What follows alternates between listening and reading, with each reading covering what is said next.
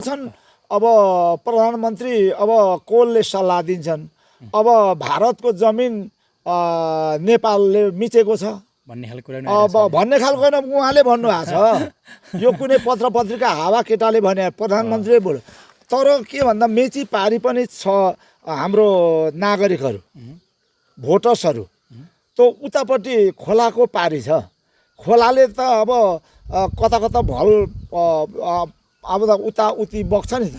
अब त्यो उतापट्टि पारीपट्टि गएको छ इन्डियापट्टि जस्तो देखिन्छ त्यो कुरोलाई चाहिँ नेपालले मिचेको होइन नेपालले चीनको नमिच्छ न चाहिँ नै भारतको मिच्छ हाम्रो मित्र राष्ट्रहरू हामीले उहाँहरूको एक ऐँची पनि जमिन मिचेको मलाई थाहा छैन यो त अब मलाई भन्दा पनि यो सीमाविद हाम्रो त्यहाँ अब के अरे काठमाडौँका हुनुहुन्छ बुद्धिनारायण श्रेष्ठ उहाँलाई राम्रो थाहा छ मलाई त्यो बारेमा थाहा छैन तबै पनि उहाँलाई मैले सोद्धा मिचिएको छैन हामीबाट भन्नुभएको छ त्यसकारण चाहिँ नि यो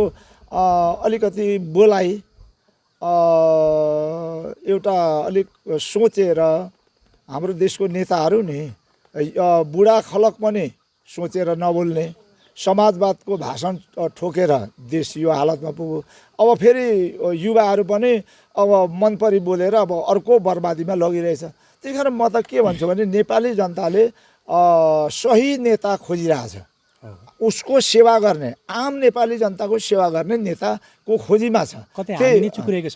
त्यो होइन नेपाली जनता त आफ्नो चाहिँ नि सेवा गर्ने नेता खोजिरहेछ उसको गल्ती छैन तर हामीले सेवा दिन सकेको छैनौँ राज्य सत्ता भनेको चाहिँ चयन गर्ने ठाउँ तमासा देखाउने ठाउँ भन्ने जस्तो लागेको छ साथीहरूलाई नि तमासा देखाउने नमस्कार थाप्ने कार्पेटमा हिँड्ने मन परी भाषण गरेर हिँड्ने यो खालको बुझियो त सेवा गर्ने थाथलो हो सिंहदरबार